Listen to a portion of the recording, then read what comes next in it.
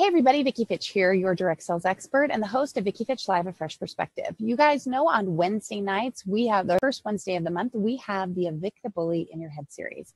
I have a new book coming out called Evict the Bully in Your Head that talks about how we feel, not good enough, strong enough, smart enough, etc.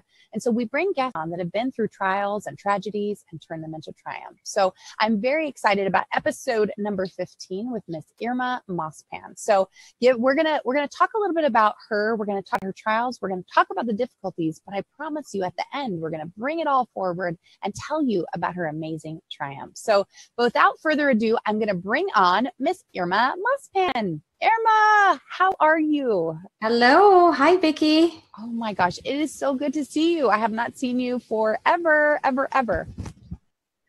It's been a long time. I know, right? I mean, it's amazing. I'm going to have you tilt your camera up a little bit because it's cutting off your head. So just there you go. There, we're perfect.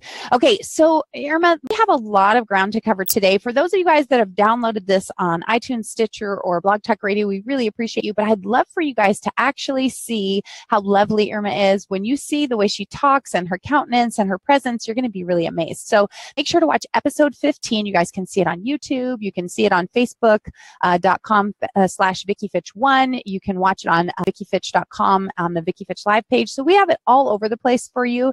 And Irma might post it up as well, but we want to make sure that you have an opportunity to view what's going on behind the scenes. So Irma, I always talk about, I always have a question of the day that we kind of just as a little icebreaker. So I'm going to ask you, kind of based on this whole Wonder Woman thing that's going on right now, who is your favorite female superhero? Oh my goodness. I would say, that just totally threw me off. That's what I'm trying to do. We're trying to. I know. Does it fun. have to be current times or? Nope. You can do whatever you want. Yep.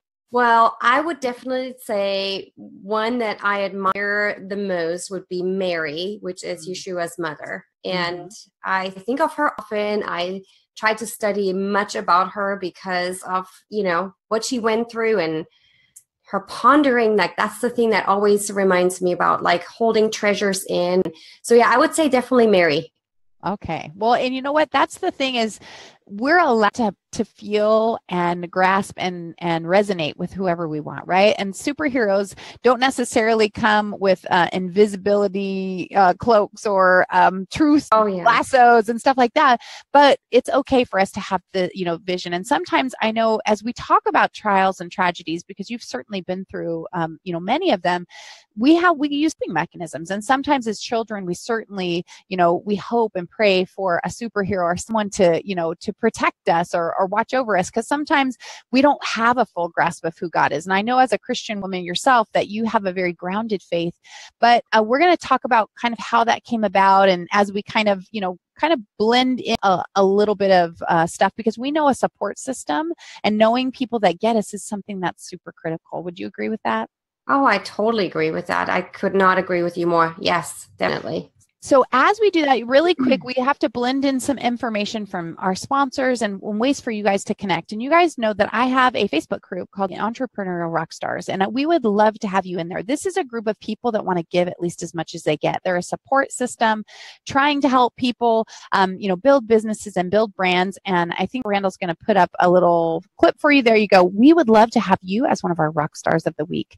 We would love to have you have a little cameo appearance on the show so we can help you to build a business and a brand, help engage people with this audience with your business, because we know that there's an opportunity when we pull together and we create some unity, we have an opportunity to help you build your business. And then we also sponsor, one of our sponsors happens to be one of our rock stars. And you guys know I am doing the 30-day lash building challenge. Jill Elliott, you can go to www.jillelliott.myrnf.com. I believe, right? Yes. And you guys can order some supplies and products from her. I was going to be posting my naked eyeball pictures today, but I did not get them to the graphic, my graphics girl to put them together for you. But I think you guys are going to notice a difference. So I promise on our next He Said Red Said show, on the following Monday night or the next show I have, I will post those up for you guys. They're very interesting, and I've definitely noticed a difference. So Jill, thank you so much for that, and we will look forward to plugging in there. And if you guys are watching the show live, if you haven't shared it out yet on Facebook, if you would do that for me, I'd really, really appreciate it.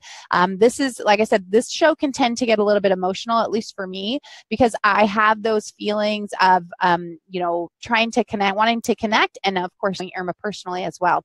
Let's see, we have Jamie in the house. Welcome, sweetheart. It's good to see you. And then Marcia's here. Guys, hit that share button for me. We got to get the message out. Make sure, I know there's some trickiness. People are having trouble getting in sometimes. So again, thank you so much for doing that. Okay, now we're going to go back to you, Irma. We're going to start kind of like in back a little bit, and let's talk about growing up. Where did you grow up, and what was the environment like? Well, I was born and raised in Germany in a small town called Paderborn, and, very traditional Christian home, and with two brothers and a sister, and life was pretty good until about 5-6 years old. Mm-hmm. So that's kind of where my background was, but I'm going to let you lead into more questions. But yeah, that's my born and raised in Germany and lived there until I was 18 years old.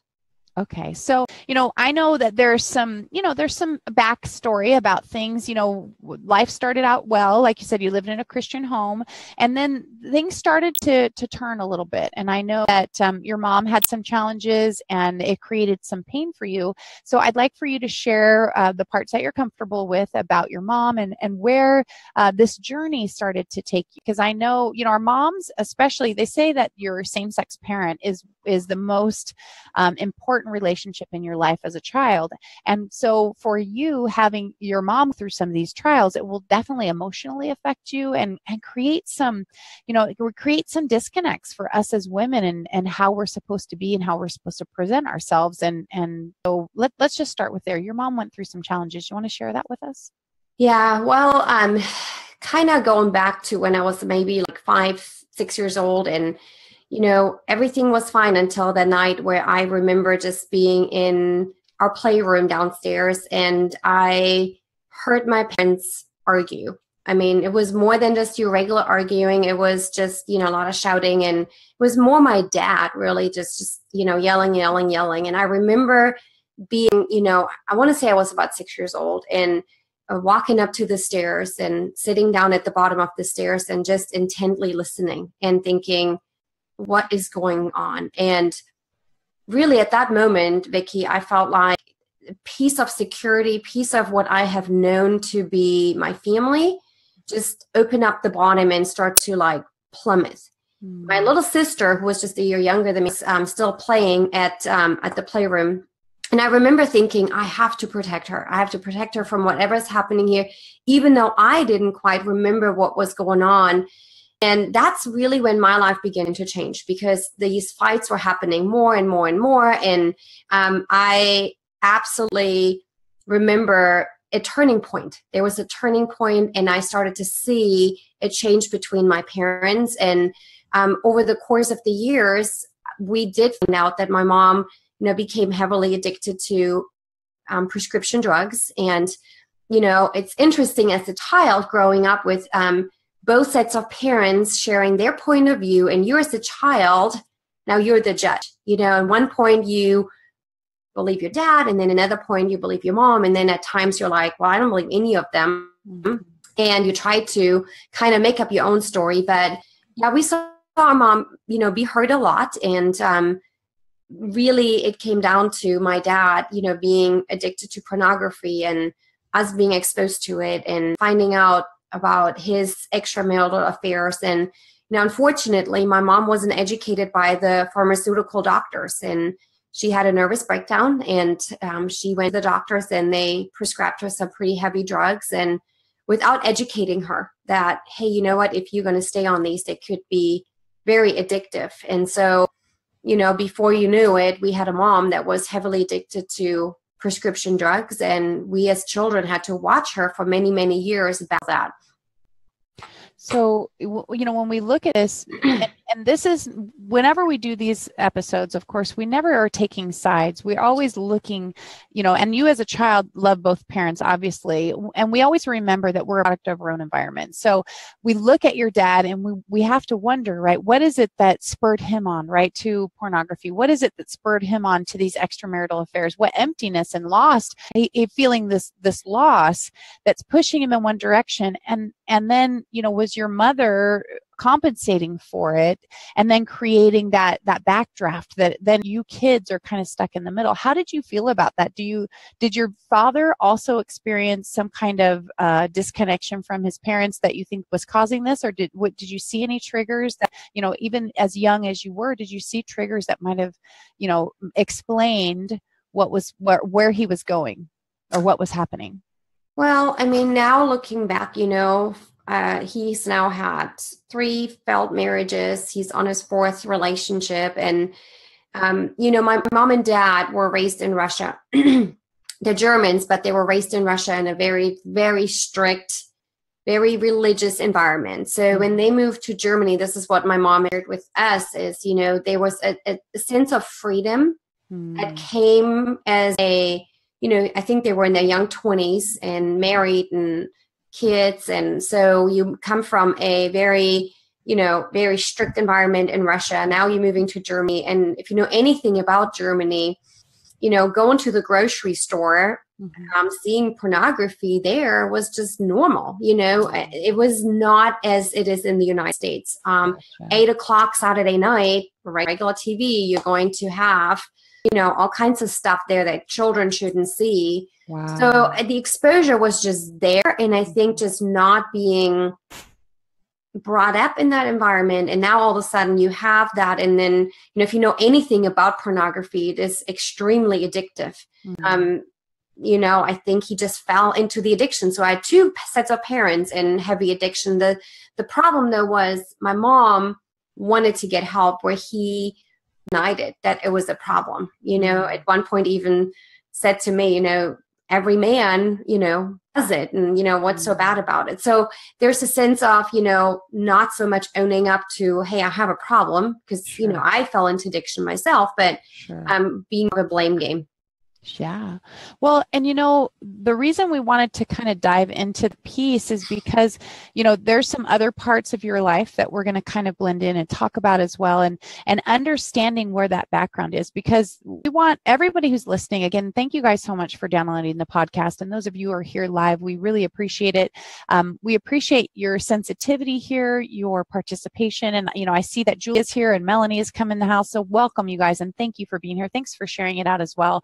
This is a topic that people need to know about. They need to know that there doesn't have to be a stigma attached when there's been some addiction in your family or there's been problems, whether it's your addiction or someone else's.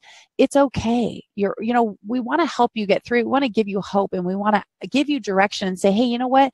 Life doesn't stop because you made a mistake. It doesn't. You're not stuck there. We want to help you move forward. So as we dissect this a little bit, remember that we're doing it in a way so we can unpack it and then pack it back up in a beautiful package that says there's hope, and then that we want to help you have courage and maybe get some help if you're struggling with it, or to recognize there's nothing wrong with you if someone else in your life is dealing with it.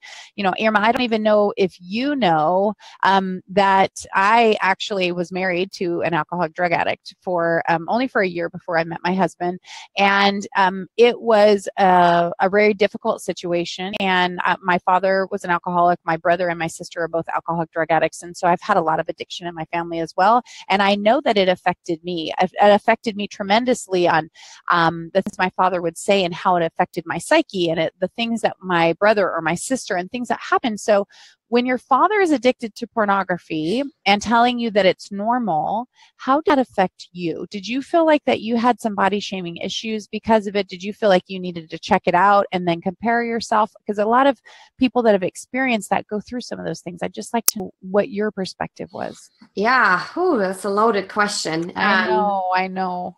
So, yeah, we were definitely wrongly exposed to pornography. My dad had a huge library of films and, from every kind. It wasn't just your regular pornography. And there were times when, we as kids, we snuck into the library, my brothers, and, it was like a funny thing. Like, hey, one of us, watch out if someone comes home and the other ones were watching. And so very unhealthy exposure to sex, to what sex should look like. Sure. And the problem with that, and why I personally speak so heavily against pornography, is, even the scripture says it is a sin against your own body, which it's a marking. Like, it is really difficult, even, getting married and being intimate with a wonderful husband. For the longest time, I battled images. And I would tell him, like, when I close my eyes, you may watch like a beautiful series of movies, and you can watch all kinds of things, experience all kinds of things, that your brain will just kind of like make it part of the past.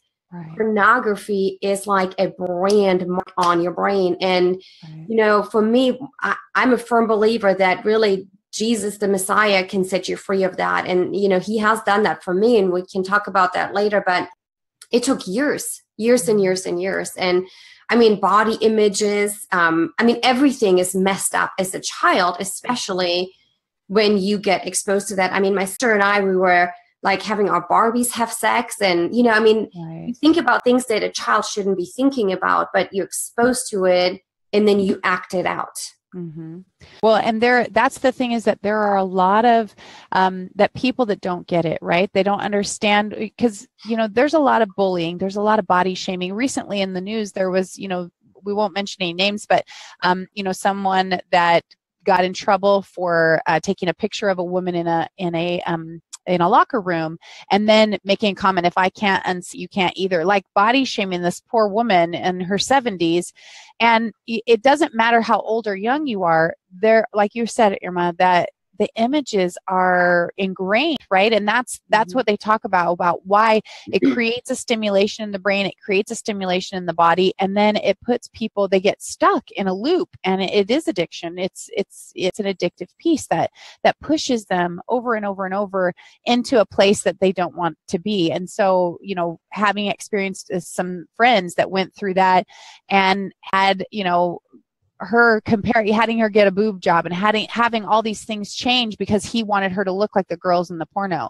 And so, it starts to affect relationships. And so, wondering again, and if at any time you're uncomfortable, feel free to, we'll move on from, to the conversation. We don't want you to ever feel uncomfortable, but I am so appreciative that you're willing to bring hope to these people. I know that there's some comments here I'm going to ask you a question, and then I'm going to read some comments so we can blend that in, because we want to give them an opportunity to, ask you questions directly, if you're okay with that, Irma. Sure.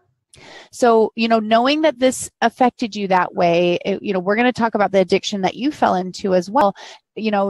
How did you feel about yourself as a young woman? Did you compare yourself to what was happening? Did you feel like you needed to engage sexually sooner rather than later, because that was the norm and that's what was being presented to you?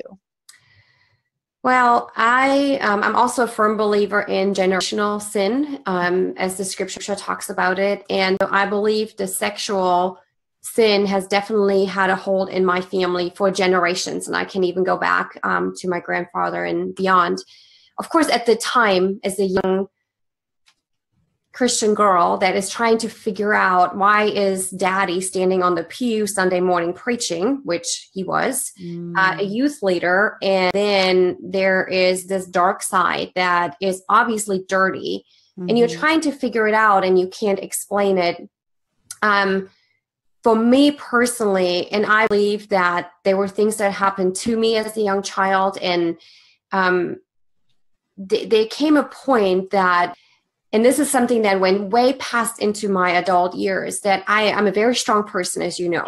I'm a fighter, I'm a survivor. But when it came to men, boys trying to touch me, hurt me physically, there was a way that I could not say no. I mean, it started from being 12 years old and being on vacation, just having this man, touch me all over. And I remember in my mind, and this is something that I can verbalize today because I have worked through it and And I think it is so important to talk about it, because it's not us that need to be ashamed about it, if something happens to us. But there's a pattern that I have now heard from other women. For me personally, it was as if I could escape, like my mind could escape, but there was no power to say no. It was as if a spirit took over. Right. Now, the scripture says when man and woman become one, I believe they share more than just a physical oneness, and there's spiritual exchange. And so I think as a victim, as a young victim, I was drawing in other ugly spirits. And, and I didn't know how to say no. I didn't know how to protect myself from situations where I should have said no. And I don't want that. So yeah, way too early, way too soon, way too much abuse, really. But I think it all started from allowing the spirit of pornography into our home through my mother. Sure. And we saw that even in my other siblings. Well, and usually there is, I mean, did your other siblings end up with some type of addiction as well? Or maybe even depression of trying to avoid and because it is hard to deal with things that happen to us as a kid. Yeah, they definitely did, but that's something I wouldn't want to talk about just because it's their story. Sure, absolutely. So, but for sure, there was definite struggles on each child. Yes. Right. And so, for those of you guys who are here, I notice Anthony Conklin is in the house. Thank you so much. Julie, I'm going to get to or Jamie, I'm going to get to your question in 1 second. And Julie, yours as well. April is also in the house. Guys, those of you who are downloading this podcast, thank you. I think that you're going to find this episode really amazing. Again, the Evict the Bully in your series is all about dealing with trials and tragedies and turning them into triumph. And it's not by covering them up. We're not trying to put a bow, or what they call lipstick on a pig. We're not trying to pretend that something's better than it is. We're trying to deal with it, walk through it, and take it to a different place to remember. And I know that you're going to notice the countenance that Irma presents here. She's not angry. She's humble, and she's worked through this, and she wants to give you hope and strength. And so those of you guys who are here, I hope that you'll do me a favor and share this broadcast out, because I bet people, even if you don't know that you know them, that are going through this. Maybe they were molested. Maybe their children have been molested. Maybe they've been exposed to pornography, especially in the public school system these days. It's so rampant. And kids don't know how to deal with it. They don't know what to do. And sometimes they tell their parents, and sometimes they're just acting like jerks because they don't know how to process. They don't know how to tell you what's happening. So I'm going to go ahead and tell you, Jamie said, I've made loads of mistakes in my life and found it hard to deal with my mistakes. And now I'm trying to deal with it by running a charity, helping drug users and alcoholics and the homeless in the UK. So Jamie, first of all, I'm going to say kudos to you for trying to work through it. Secondly, just like Irma said, it's not your fault. And I hope that the pain and the shame that can be removed from what you're doing, and that what you're doing is create wonderful benefit from you, but to remember that most of those things are not your mistakes and extensions of what you've done because of what you learned. We are a product of our own environment, though not your fault either. Let's just look at ways to heal and to change. I'm also going to tell you a couple other comments, and then I'd like you to respond if you're okay with that, Irma. Mm-hmm. Julie was talking about on Periscope, it's glorified to roast kids. I can tell you, if I ever saw Periscope, you guys already know that on Blab, they used to call me Blab Mama. I would get in there and protect those kids. And we need to do that. We need to step up and stand out in whatever environment we're in and make sure that happens. Jamie says, well done on everything you've done with yourself, and God bless you, Irma. So she's she really thinks that you're awesome.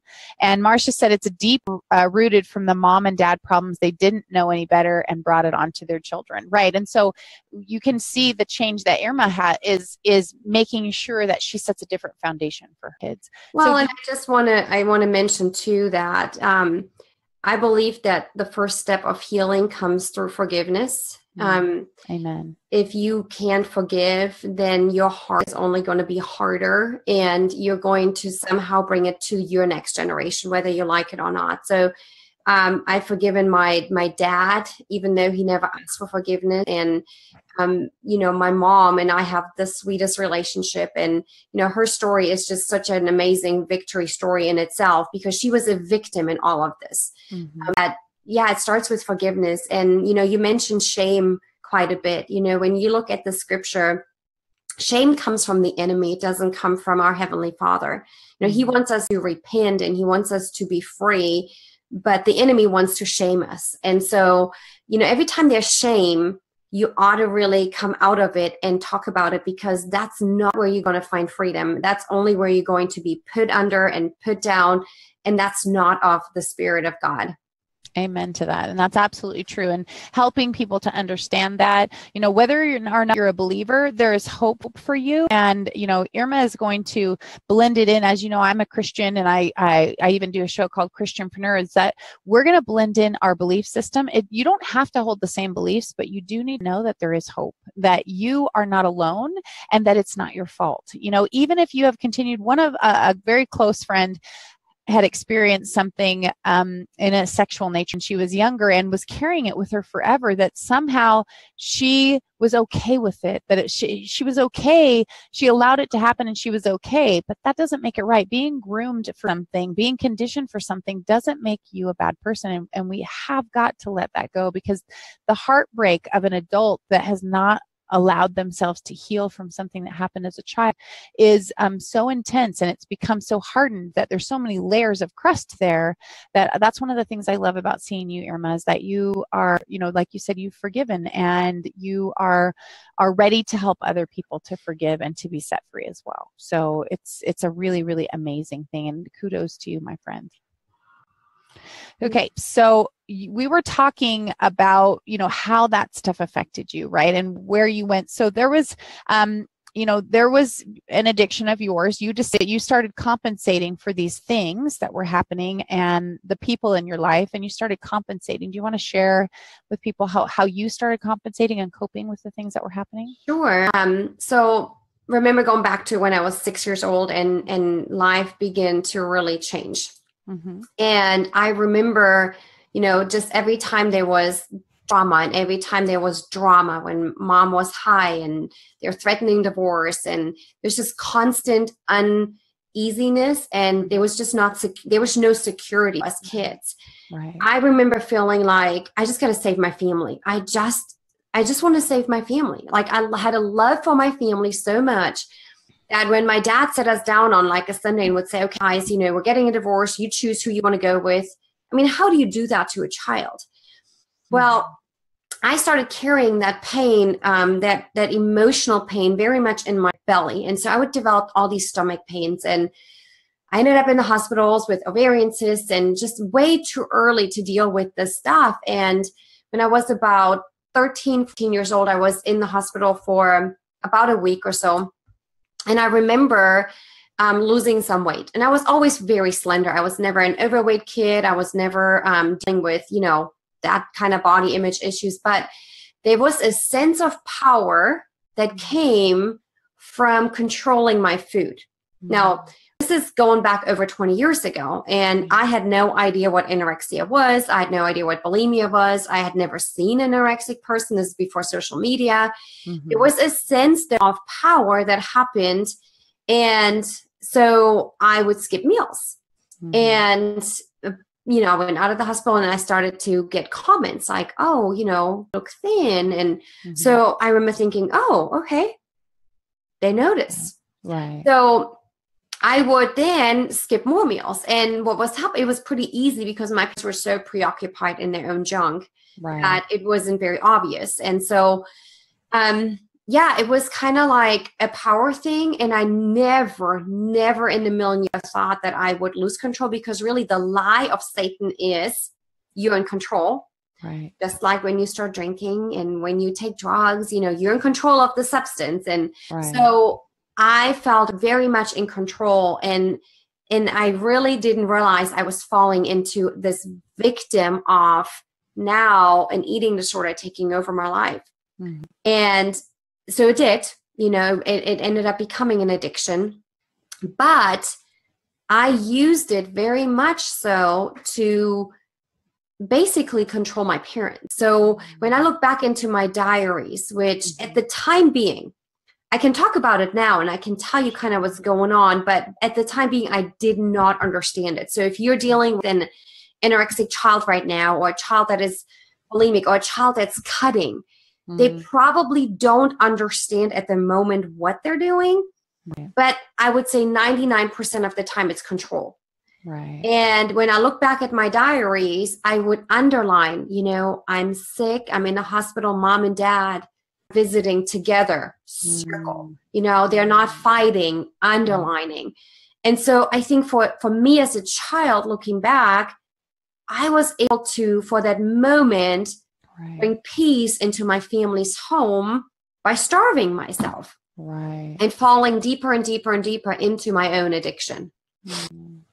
When is it that your parents or the doctors recognized it was actually an addiction?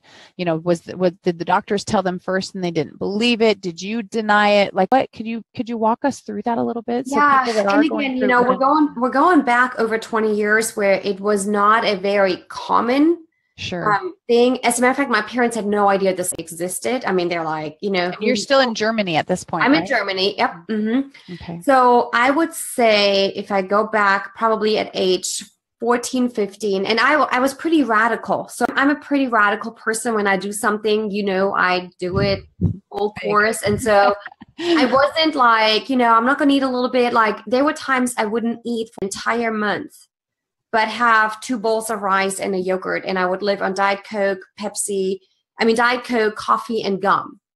I should really physically not be alive when I look back at how much of starvation I brought to myself. I was about 85, 90 pounds at 5'6". I started growing hair on the back of my back because your body is, trying to preserve life. And so you're always cold. And I would pass out constantly. And so, the doctors recognized like there's something severely wrong. And they tried to force help. But again, we can talk about that. That doesn't work. But that is the reason, at age 15, almost 16, the doctors basically told my mom, like, she's probably going to starve herself to death. And we don't know what to do. And, the school refused to have me come to school. I was in 10th grade. I just started 10th grade. And they said, if she does not eat in front of us teachers, so we can see her eating, she can't come to school because I would consistently pass out. And there was a risk for me getting hurt there. And so it was February of 1994. Where I just decided, well, then I won't go to school. And that's kind of how I ended up in the United States.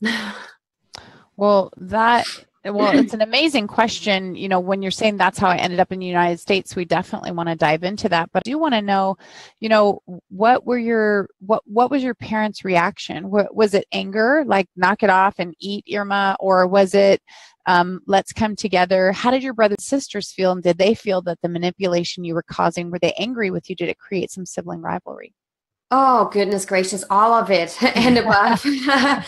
My sister, she's a year younger than me. She struggled a lot because she always felt like, and she still to this day, I think we've kind of worked through it, but she felt like she was always in my shadow because I was always the sick one. Sure. My brothers, sometimes very angry. We were very, very close as siblings. There was 4 of us born in 5 years of each other. Wow. So we were talking like extremely close, gone through so much trauma as children. No, they weren't angry at me. They understood that, something wrong with her. They would oftentimes beg me and I always say this today. If you're dealing with an anorexic person, don't give them the time of day. Don't give them the attention because the more attention that I got, the more it was feeding the anorexic spirit. And I can call it a spirit because I know it's a spirit. So, yeah, they really did the wrong thing by giving it so much attention, especially when I started to eat a little bit, and then they would be like, "Oh, you look great. You gained some weight." I'd be like, "Oh no, I lost control." So it would immediately set me back into, starving myself again. Well, that, when we look at those things, I'm going to ask a question that actually had come up during the week that someone asked. Again, if you don't want to answer it, Irma, you certainly don't have to. But there's a woman that's one of my listeners, and she has a daughter that is, she's actually approaching 20, and I didn't get all the details, but I don't know if her periods stopped, didn't start, what happened, that the actual body, the way it operates, started, we're going to call it a malfunction. And her mom was just asking if there's any information, like, did you experience that? She's struggling with not bringing her to the doctor. There's a lot of detail, but, and does it cause problems with being able to have children later? So I don't know if this is really going to help her so much. I think she's a doctor, but I think that she would like to hear from someone that might give her some guidance there, if you don't mind. Yeah. So I lost my period. I lost a good, probably half of my hair. Okay.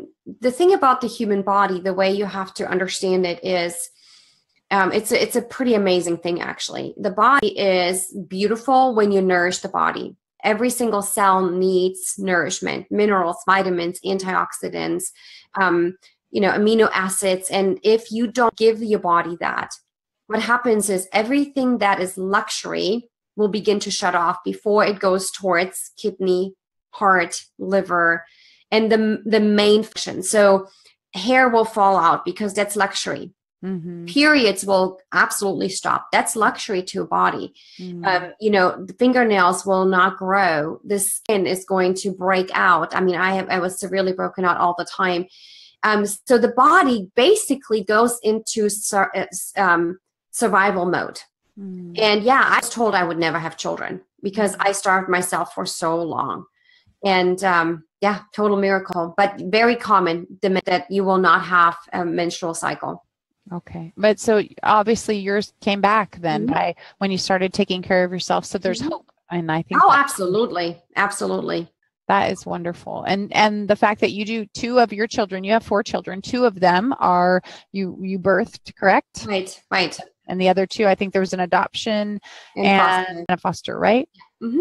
Awesome. Well, okay, I'm going to look at the chats really quick. David Gonzalez is in the house. Welcome.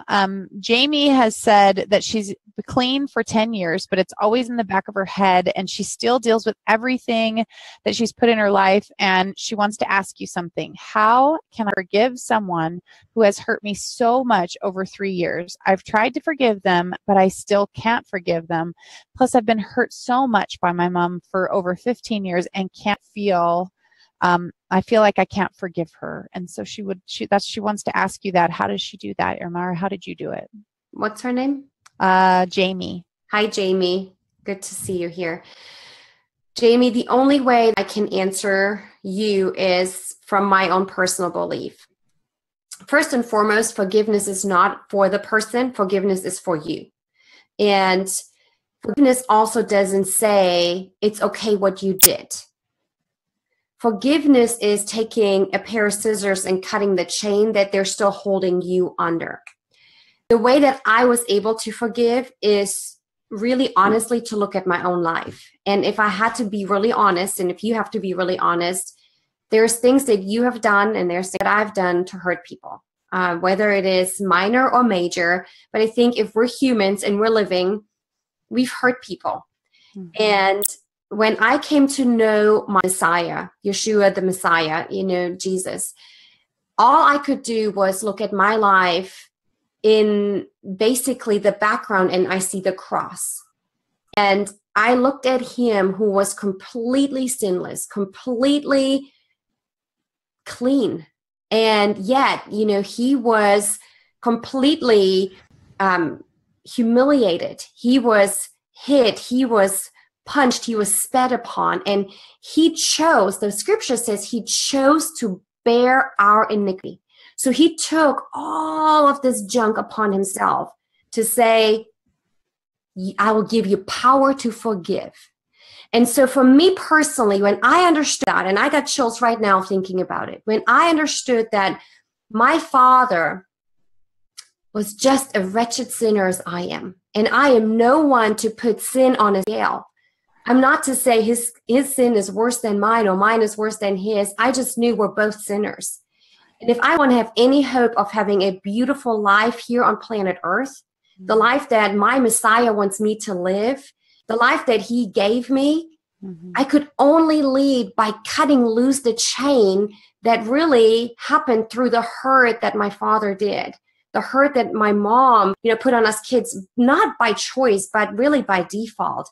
And when I began to forgive those men that hurt me by name, and many of them, I never had a chance to actually phone call them and tell them I forgive them. And I would do that today. But I would in prayer say, I forgive because I have been forgiven. And that's when I really experienced freedom.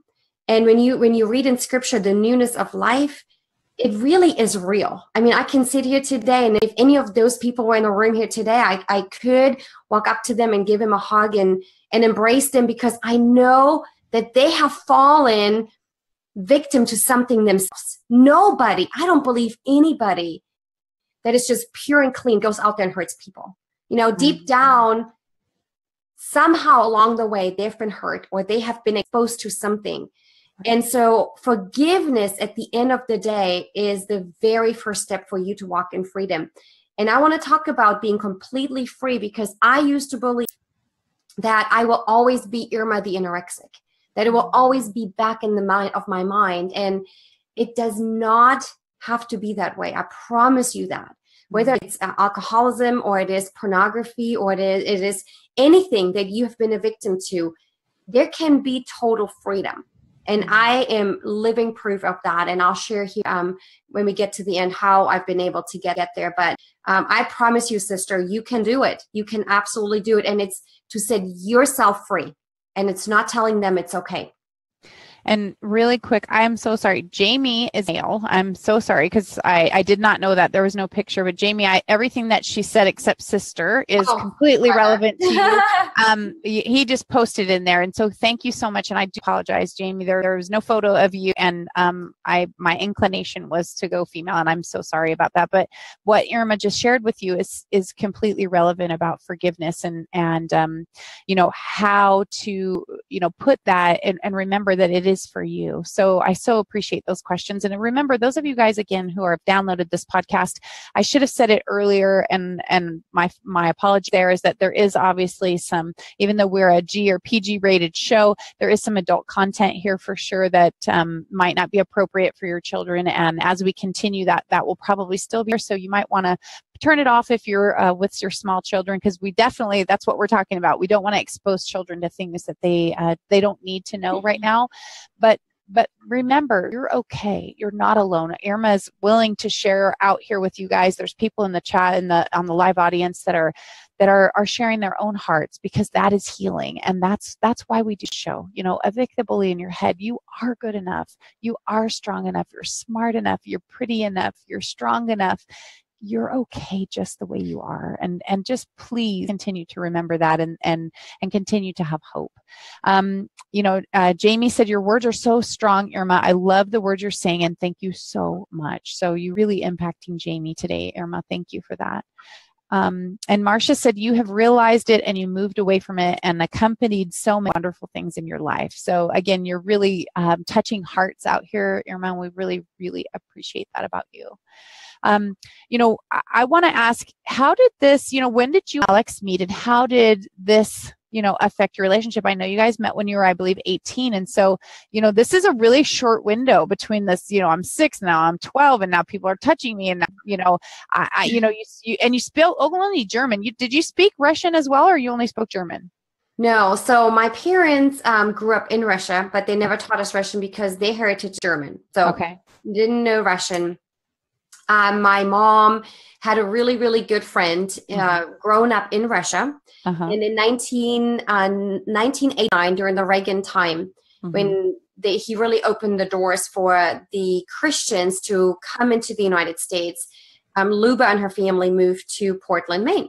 So my mom always stayed in touch with her, and she was really like her best friend growing up, and a friend that she could cry out to and just share with. And there were just times where she had no one to talk to, and she would call up her friend Luba, and she would share about me, my suffering. And I wasn't in school, and Luba said, well, just send her over here. We'll make her eat. Just they had no idea what they were getting into. And so my mom was working at the time, and she called me because I had stayed with Dad. I was ping-ponging back and forth who could take care of me. And she said, do you want to go to the United States for, a month? And if you like it, you can extend it. And, you just have promised to eat. And I was like, yeah, I'll promise. You become a really good liar. Good liar, right? Yeah, absolutely. Deceiver and liar. And so long story short, she bought my dad and I a ticket. My dad accompanied me to Portland, Maine. I was absolutely shocked because in my mind, in my German 15-year-old mind, I envisioned Hollywood, New York. Gotcha. And I ended up in Portland, Maine, in an immigrant, low housing, environment, and everyone spoke Russian. I didn't know Russian. I didn't know English. And all I wanted was to go home. It was terrible. So this was March of 1994. I was 15 years old, about to turn 16 in April. And they had a couple of teenagers, and they were very sweet, very kind. And, it took a couple of days for me to just kind of wrap my brain around, what am I doing here? And I thought, okay, 1 month, I can handle this. And yeah, so I made friends, and it was actually really fun. They were very good. It was good for me to be outside of my environment. And so my dad, he asked me if I wanted to extend my stay, because remember, I wasn't allowed to go to school anyway. So I said, sure, why not? And so he left home, and they extended my stay until August of that year. And about a week later, I met Alex. And yeah, that's another crazy story. But yeah, I was 16 and he was 23 when we met. Oh my goodness. So, as you're talking about this, you're talking about getting away from the environment. You got away from your mom and dad fighting. You got away from your brothers and sisters, have their own way they're dealing with the troubles that are going on, and so when we do remove ourselves from the environment, we have a chance to start healing on a different set of terms. Sounds like that transition started to give you some self-esteem, started to give you some a foundation. Well, I don't know if that's really happened. I think tell us. We want to know. For me, it really was, I'm going to say it's kind of like a running away, because you're now in a different country with people that don't know you. They don't have any clue what your family history is like, which, we were kind of the shunned family out of the very strict religious church.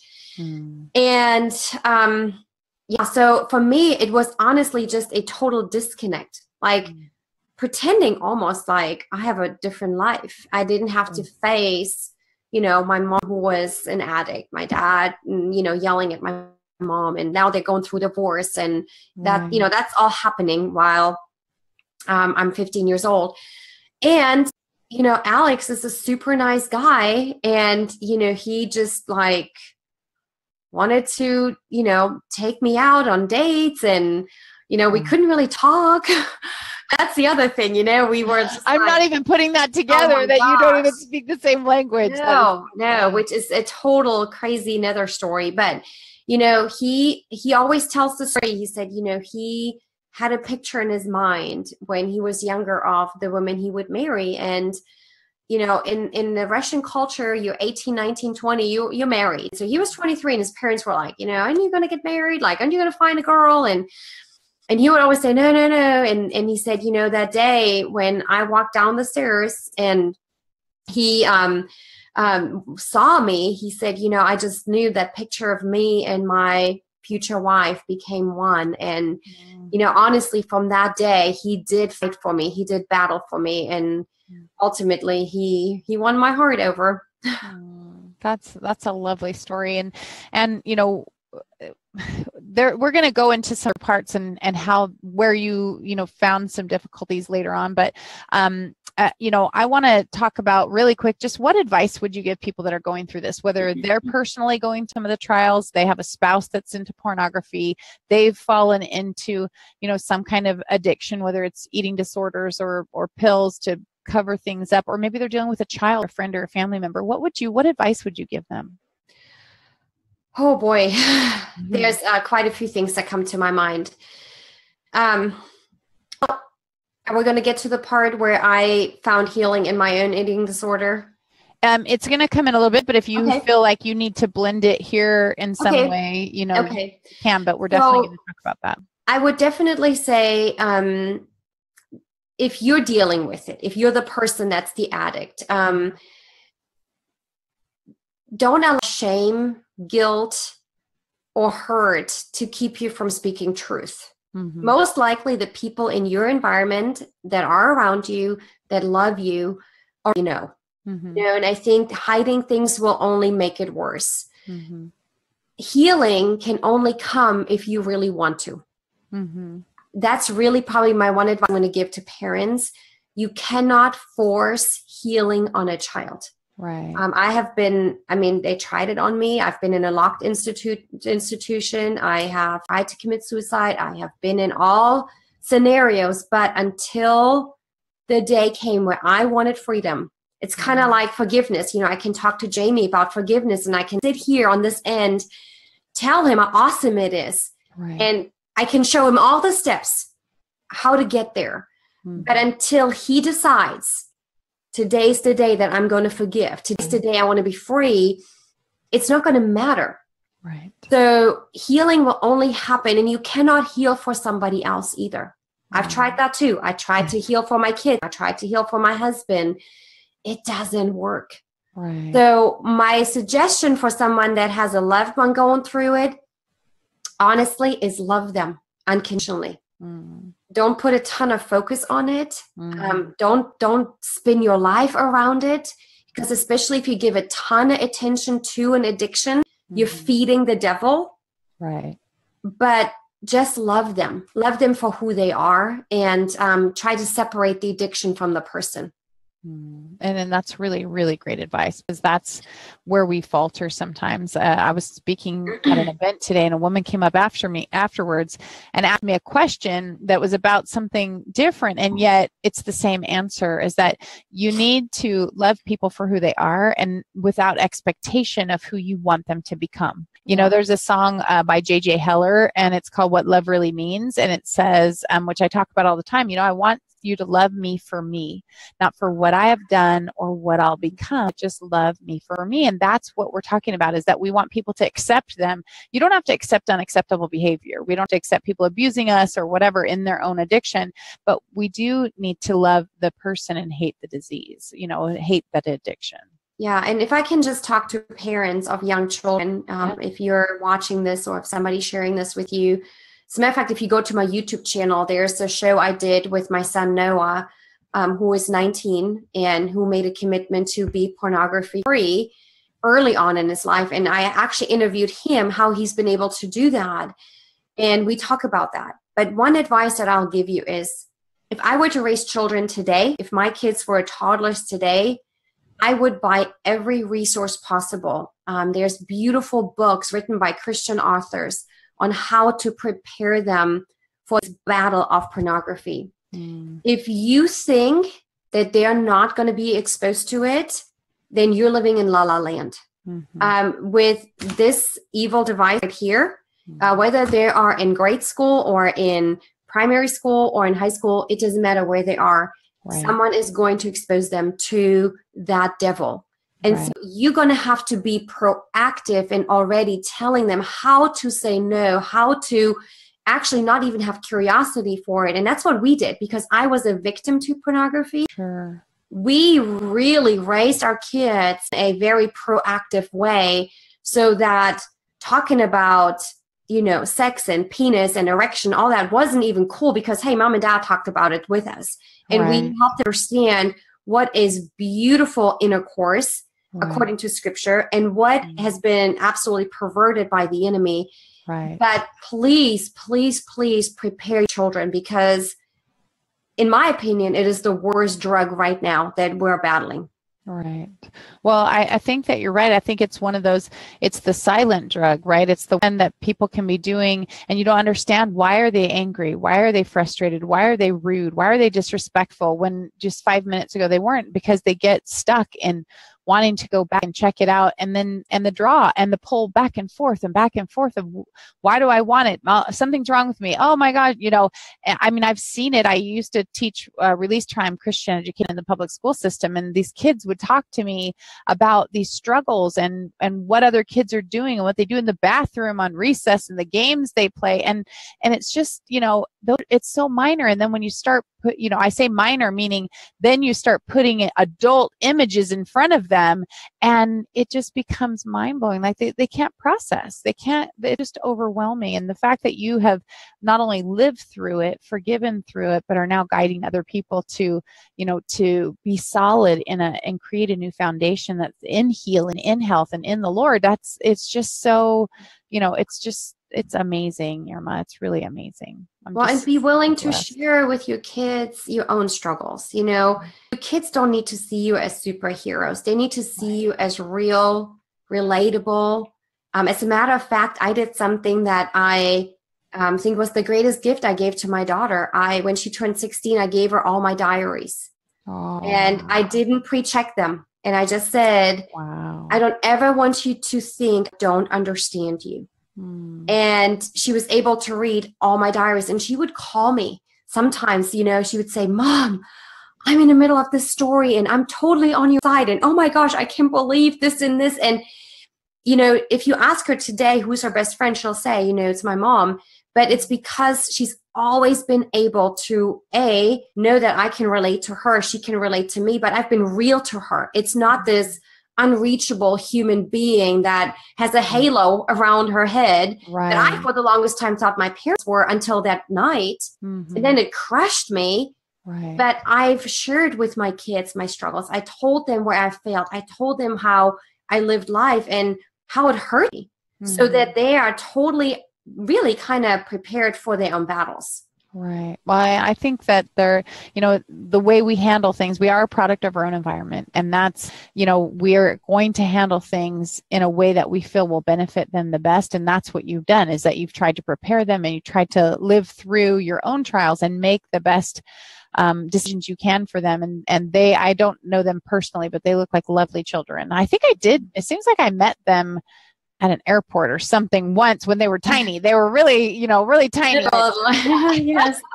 No, I wouldn't know them as adults for sure, except for your Facebook post. So, but that is really interesting. And, I'm thinking that maybe we should blend in here your story because where I was going to go with it, we'll have to kind of traverse back. So why don't we just talk about, you have a story of where you were even on the brink of divorce, and you even though you were saved you were a Christian, you had some difficulties. And so let's blend those two in what order they came in and how they've affected your life. Ooh, okay. So yes, raised in a Christian home. I'm going to call it a religious home. Because today I can definitely speak from experience, relationship with the Lord versus, knowing about Him. In 2006, I remember very clearly living in Maine, and, it was right around when I had left Creative Memories at the time. That's where we met, Vicki. Was in direct sales. I had achieved, status and achievements and top this and top that. And, I remember standing in my kitchen, and you have to picture it this way. It's an open area, and there was a window out on my left, and I can see the backyard, and Alex was out in the yard, and Noah was mowing the lawn, and Leah, daughter, was playing with the doll. So I could see kind of my life right there in front of me. Mm-hmm. And I should have been happy. I mean, we had done pretty well. Like I said, I achieved some things in my career at the time. Right. And yet in that moment, I remember feeling as if I was a thin piece of glass.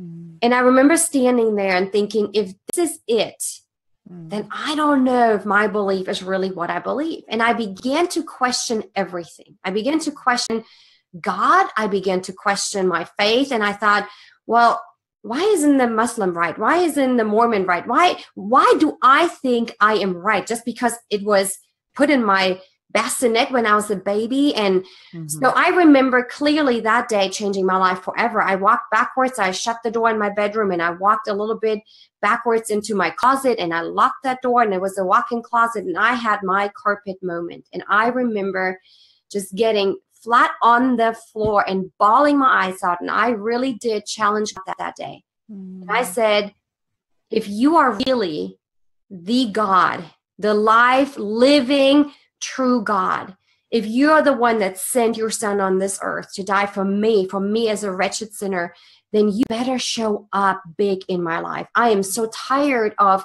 thinking this is not real and feeling empty and feeling like a piece of glass that's about to shatter. And I mean, I let it all out for the first time in my life, as honest as I could, talking to him like he was in the room.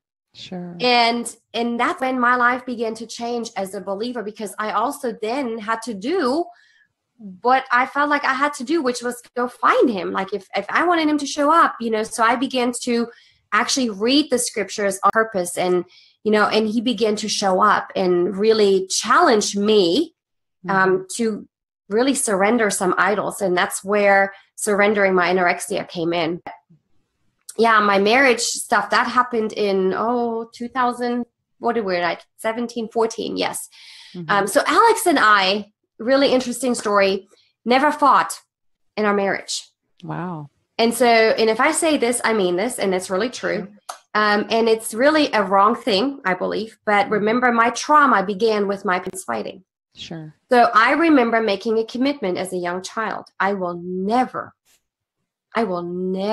put my kids through that. I will never fight. I will never raise my voice. I will never make my kids feel insecure.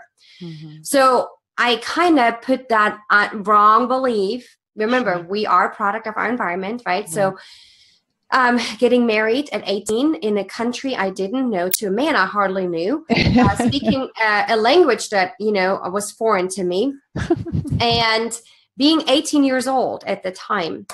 And, that's really what happened. I went back home when I was 16, and, we were dating, so to speak. We lost contact for about a year. The worst year of my life was when I was 17.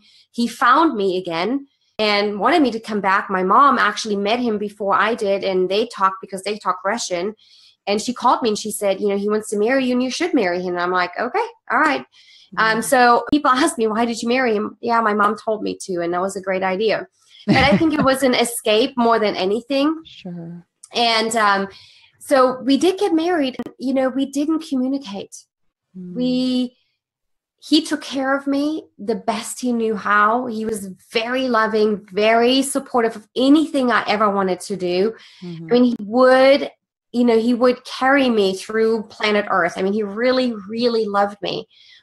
And he loved me the way that he knew how, not the way I needed to be loved. And that's where our big mistake happened. And that was a lack of communication. And so I have the love language, words of affirmation and gifting, and his love language is physical touch and quality time. And so one of us really kind of came short, and so we lived a pretty happy life on the outside. I think everybody thought we were like that perfect couple, and I think we did think so too, because we didn't argue. We saw everybody else argue around us, but internally, I learned how to just stuff things away that were bothering me. And he did the same thing. And so he secretly turned to alcohol. I secretly turned to emotional affairs and work. And then in 2014, when we moved to Germany, because of the work I did at the time, things really, really started to fall apart. And it was really bad.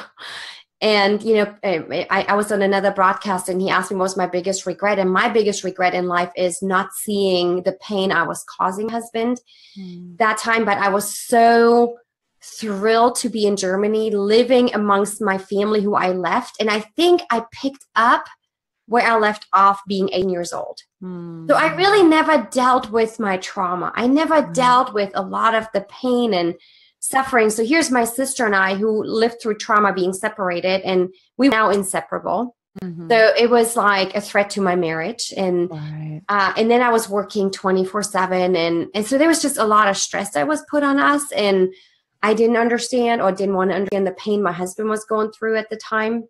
Sure. And so, yeah, we hit rock bottom in February of 2014. Yeah, 2014, where I actually filed for divorce. Mm. And yeah, God's story for where we are today, because again, you know, it was a good thing that it happened. And I'll tell you why, because it forced us to look within ourselves. It forced us to make a decision to choose each other for who we were today, not who we were 20 years ago. Right. And, you know, I saw my husband totally lay down his life for the Lord during that time. And he fought for us. I mean, he really, really fought for us. And, you know, Yahweh God melted my heart. And you know, he really did.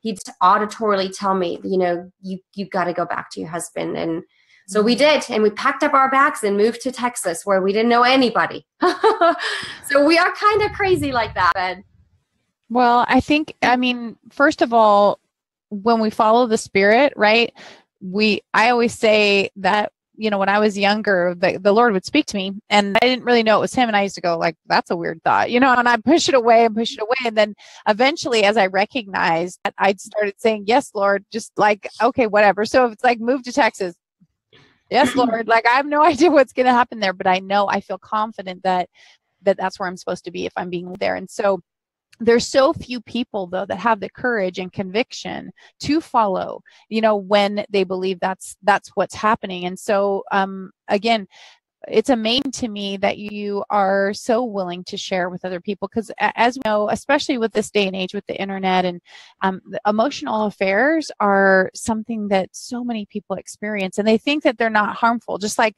pornography is not harmful. I mean, you know, we're doing anything, and like, oh, emotional affairs aren't harmful. They imprint on you. They imprint on your heart and change, and they pull you and draw you away from the relationship that you're supposed to be in. So, I can guarantee you that there are people here that have experienced that as well. And so those of you guys, again, who are listening on iTunes or Stitcher or Blog Talk Radio, thank you for being here. I hope that you are finding the transparency that Irma is sharing with you open and honest, and, you know, and a place for you to start your own healing process. You know, there is hope. You know, there is hope.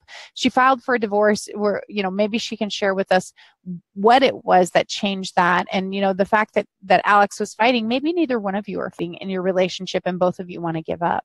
But is that really what the Lord wants? And again, if you're not a Christian, then you can discard what I'm saying. But if there's hope in your heart, I want you to seek out, I want you to search and find out, you know, because what if we're right? What if there is a God? What if there is someone that loves you and is ready to help you and walk you through this journey, and you're refusing to look at that option because of what you've been told, that you have been dealt, you know, those cards, and you're a product of your own environment, and you believe that that's inaccurate information. Maybe you should check it out a little bit more, because I can, you know, many of you know my story and where I've been through, and how the Lord totally healed my own heart, and the trauma and the trials that I've been through. So, you know, we want you to have hope, and we want you to know that you're not alone. So, Evictable in Your Head is all about these kind of stories, and the opportunity to be yourself, right? And to recognize that you are worthy, that you are worth something, and you are valuable. You know, we talk about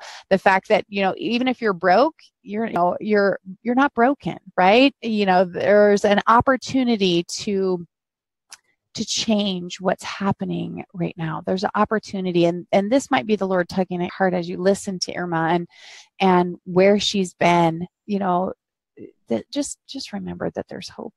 So, you know, Marsha said it's a good point. I don't know which part of what I said was a good point, but thank you. And if you guys haven't shared it out yet, I know that this is a touchy topic, but I promise you somebody needs to hear what we're talking about today. So please share out the broadcast. Give people an opportunity to privately hear something that they might have to go search for somewhere else, and they might not want to, like, I don't want to deal with that. I don't have a problem. Alcoholism, addiction, sexual addiction, all these things are real, and they are a draw, and they pull you away from the life that you want to lead. And so, don't be confused. And, Satan is the author of confusion, right? And Jesus is the Prince of Peace. So don't stay confused. That is not a place for you to be. So Irma, you filed for divorce. You were in Germany. You were kind of like living back. You were back in that place. What is it that made you choose Texas? What is it that made you guys say, let's get out of here, let's relocate and kind of do a geographic and say, let's abandon this stuff? Or why did you go to Texas? Well, let me back up a little bit. It's Okay. something you just said about emotional affairs. Okay. I'm going to tell you something. I'm a believer, actually, that emotional affairs are more harmful than physical affairs. And that I've come out and talked about it openly in even my own Bible studies that I'm leading with women. There are so many that have privately messaged me and said, oh my gosh, I'm dealing with this. Oh my gosh, I'm dealing with this. I am so ashamed of it.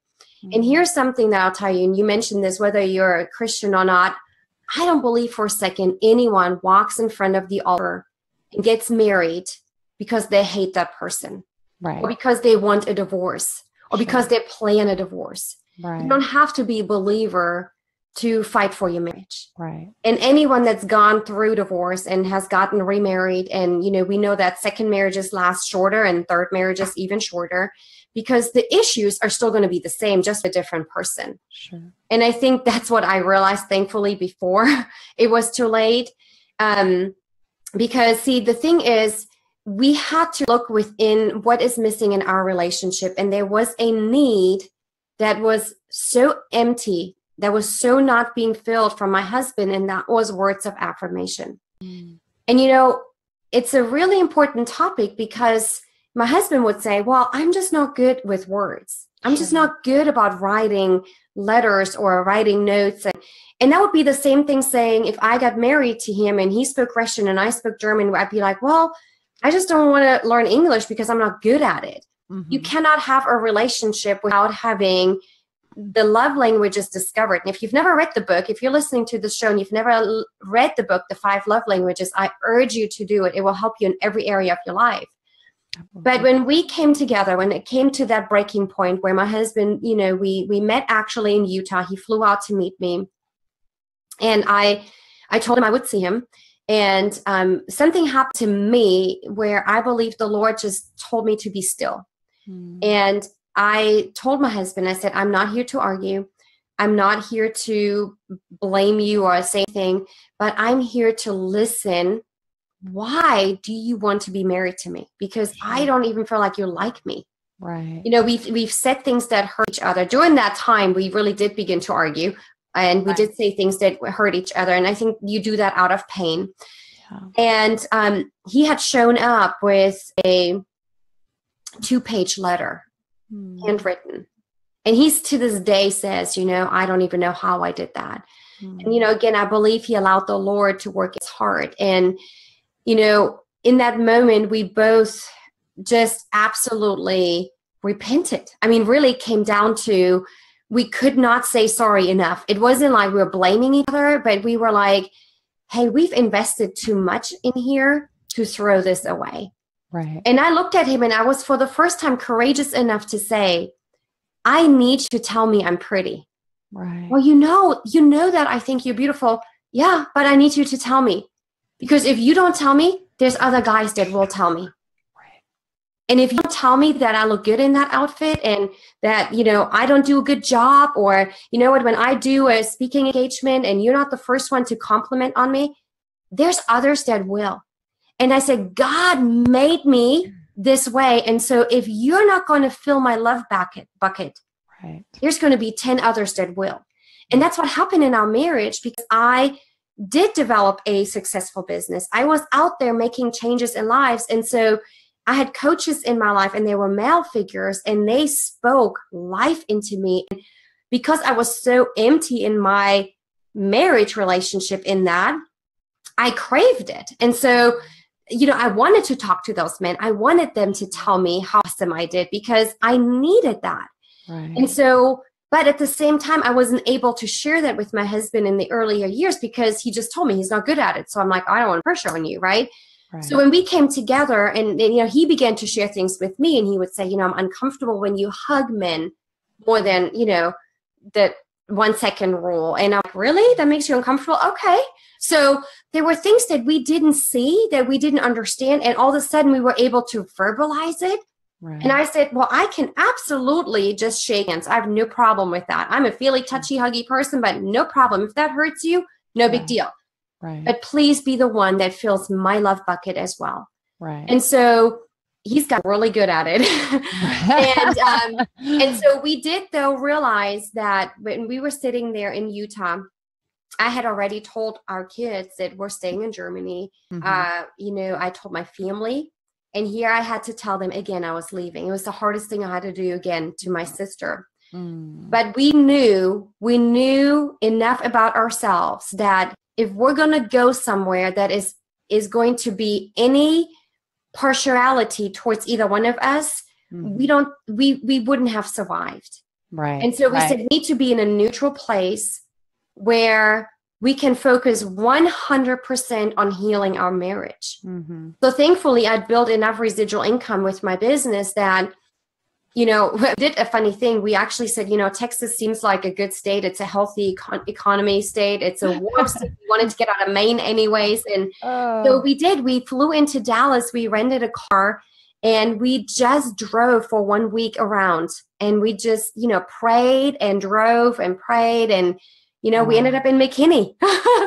And got on a story, we really didn't know anyone. We knew one person here, my friend Jessica, who then actually left and moved when we came here. But I flew back to Germany. He flew back to Maine, and we ended up arranging our move and buying our home and everything through living across the ocean from each other and just trusting Yahweh God fully 100%. And that's really what it comes down to, was faith.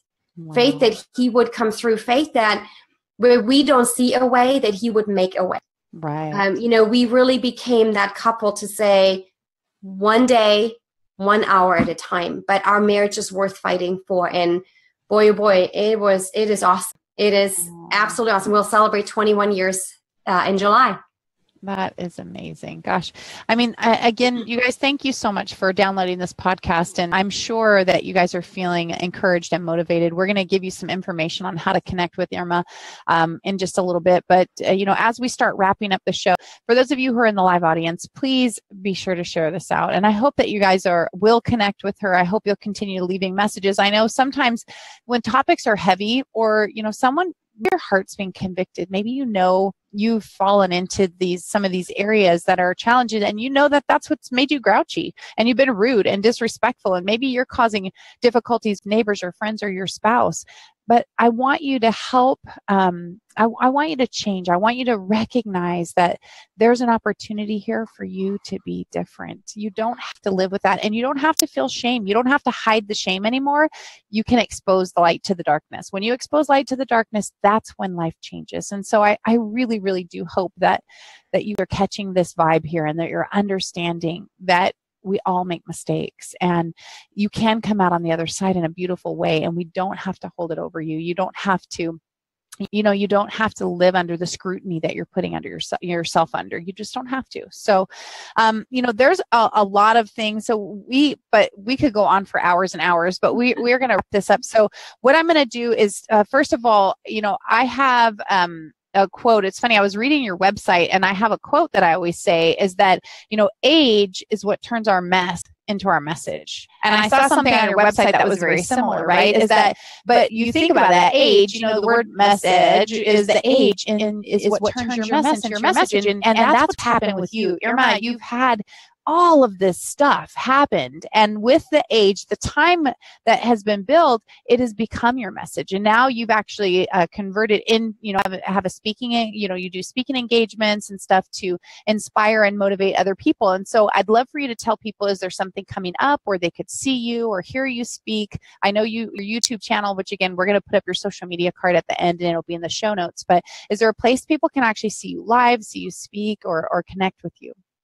Well, currently I am so busy with my work that I do that I don't really have anything lined up. But, I do believe that Yahweh God gave me a voice to speak and that he allowed a lot of this stuff to happen, whether it is the pornography, the anorexia, the marriage troubles, for his light to shine. He turned my mess into a message.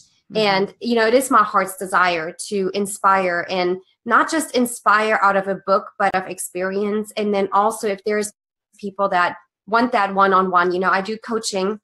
You can go to my website, irmamospan.com. I do private coaching. And then I'm open to speaking engagements. So, if this is a place where someone feels like, hey, this would be a great topic for a women's group or for, even business. There's so many people stuck in business because they can't get their act together at home.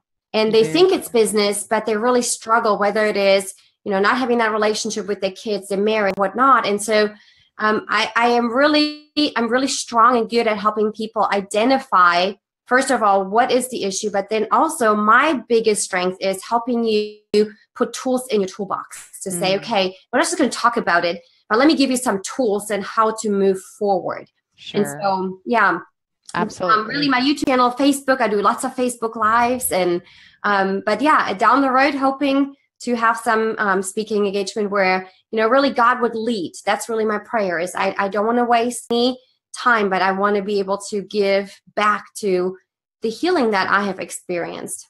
Definitely. And that, I think that humility and that humbleness and the desire to serve is what really people are, what they're hearing, what they're feeling, and what they're seeing. And so I'm super excited about that. As we talk about that, I need to touch base, on a couple of our sponsors, you guys. As you guys know, Archon Mounts is an amazing support system to us. And I do my live streaming every day. I do a broadcast on both Facebook Live as well as Periscope, and Archon Mounts are the items that I use. I think most of you guys know I totally love them. It's what I was using today as I was broadcasting at the conference I was speaking at. So the dual broadcaster is the one on the right, the TW broadcaster, and the one on the left is the one I carry in my purse. But guys, go to archon.com. You can use the code FitchSlap, and that's for my podcast on Monday nights. But FITCHSLAP for 20% off. And they are also a sponsor at the Social Media Day Denver that I'll be speaking at in just a couple of weeks here. I'll be there with Joel Comm and Kim Garst, Aaron Sell, Mia Voss, the Kramers, Brian and Courtney Kramer will be with the Chocolate Johnny will be there, the creme de la creme of the social media space. And so you guys can go to socialmediadaydenver.com. You can use my code Vicki for $10 off. And then as we launch into our next one, I also have a speaking engagement. As you guys know, I'm going to Australia, New Zealand, and Fiji. I'll be speaking at the social media conference in New Zealand, the Evolution. You guys can go to socialmediaconference.co.nz to get your tickets. And we will have Juanita, and we'll be announcing in a second, but Juanita will be my guest on the show. I think it is next Wednesday on Vicki Fitch Live. So there's so many wonderful things coming up, and speaking engagements. Like I said, when you take the opportunity and turn your mess into your message, it gives us an opportunity to provide hope and stuff for other people. So, Irma, as you have, what are your last closing thoughts for people to let them know, giving them hope, inspiration, or something that you missed during the conversation that didn't get to be said? What do you want to share with them? Well, I would definitely say that if you're living and breathing today, which you are if you're watching this, that it's never too late to start over. It's never too late to start healing. Mm-hmm. There's no one in this world that has been hurt enough or broken enough that our Lord and our Messiah is not capable enough to heal. Amen. And I am sitting here today, not because Irma is great, not because I learned something. As a matter of fact, my story kind of is I'm a high school dropout. I never finished beyond 9th grade. I learned English by watching TV. Everything that I know, everything that I am, everything who I am today, I give glory to him, Yahweh God. And that's really all I can do with my life. And, I can be the person to be the picture today to say, hey, hold my hand and I'll show you the path. And if you've ever doubted that he's real, well, you know what? I couldn't be here today. There's so many times that I should have been dead, whether it is by self-infliction or because of my health. Sure. But I am here because of him. And, it is absolutely my goal to just show the world that he's real, that forgiveness is real. If you're struggling with wanting to forgive, oh my goodness, it is the best thing you can do. And if you're dealing with addictions or anything like that, don't believe for a second that you're going to have that stigma on the back of your head. We didn't talk about total healing from anorexia, but that really did happen, to me in 2007. And it's because I chose to surrender it to him. It wasn't because I said I'm going to go to a 10-step counseling session. Now, counseling is great, but healing comes from him. And, the day I decided to hand it over and he totally took it in, that's it. Never once did I struggle again. Total, complete healing one day to the next. And the Bible says, if you believe in your heart and you confess with your mouth that Jesus the Messiah is Lord, that's it. That's my message. That is the message that I preach every day in my work and in my surroundings. And my hope and my desire is that, people will truly see him for who he is. Well, that's an amazing message of hope, and that's what we're trying to do. Many of my listeners here know they call me the hope dealer, and that's what we do. We try and provide hope and inspiration and motivation to remember that you are a product of your own environment, but you don't have to stuck where you are. You get to move forward, and you're not alone. You are good enough. You are strong enough. You are amazing. And Evict the Bully in Your Head was written so you guys can remember that you're not alone, and that you can start looking at fun anecdotes to say, yeah, okay, I understand how the bully got there. He didn't come in as this big hulking 300-pound gorilla. He came in as an itty bitty baby that I clothed and I fed and I allowed to get abusive and mean and to be discouraged by. But we can evict that bully, and this is your opportunity. And we just appreciate guests that come on and expose their hearts and their vulnerabilities, and they're just so transparent to give you an opportunity to be the best you that you can be.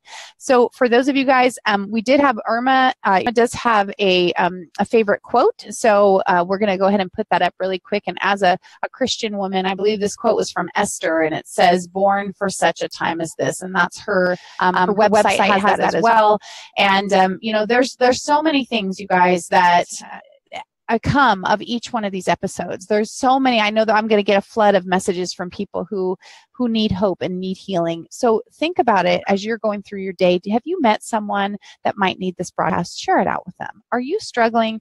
Have you been trying to pretend through the broadcast that you haven't done some of those things, that you didn't do an emotional affair? You haven't been drinking just a little too much. You haven't been maybe sneaking a peek at that pornography or something that's stimulating you. Maybe you're addicted to video games. Maybe you're addicted to, it doesn't matter. Addiction is a very tricky thing. And like Irma said, God can heal you from those. I know some of you may not believe, but you know what?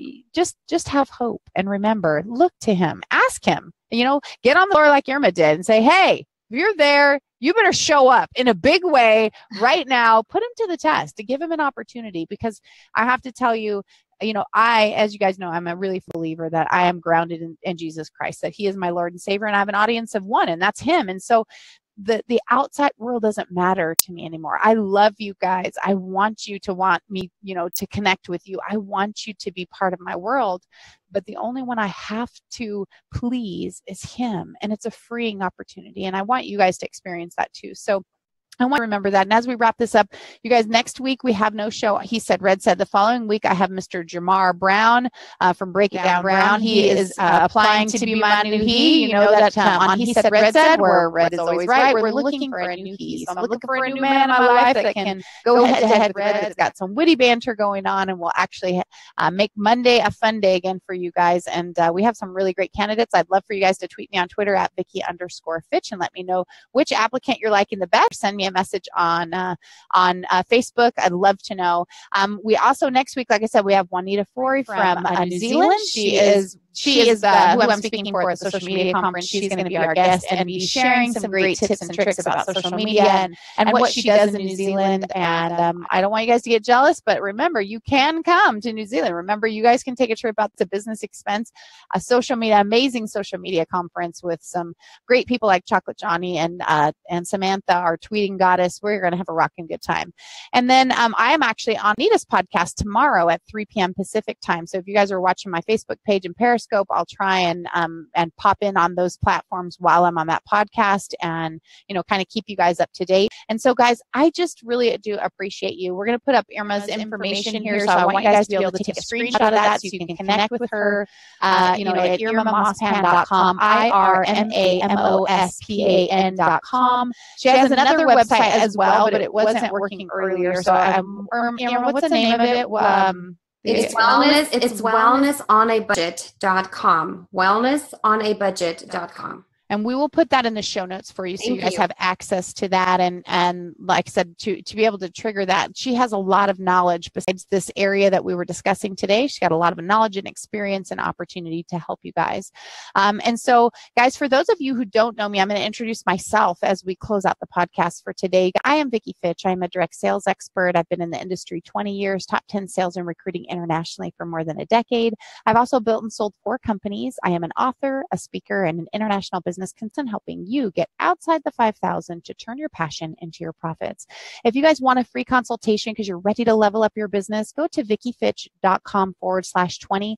Also, we talked some other pieces, other opportunities. If you go to VickiFitch.com/biz, B-I-Z, there's a lot of buttons that you can just check so you can get a lot of the information that you want triggered without having to re-sign up for other things. So I hope you'll take an opportunity to do that. I want to remind you guys that I'm on every weekday, actually every day at 6, typically at 6 p.m. I do a live broadcast on both Facebook Live and Periscope, delivering you value on mindset, money, motivation, anything from sales to social media or anything in between. We also do the Christianpreneur Show and Ask Vicki. So I'm here to serve you, is my point, is that I want to give you the information I can in any way to help you to build your business and your brand and just to become a better, the best version of you. So guys, thank you so much for being here. I appreciate each and every one of you. And I want to remind you, like I always do, to dream it, believe it, and achieve it. Ciao.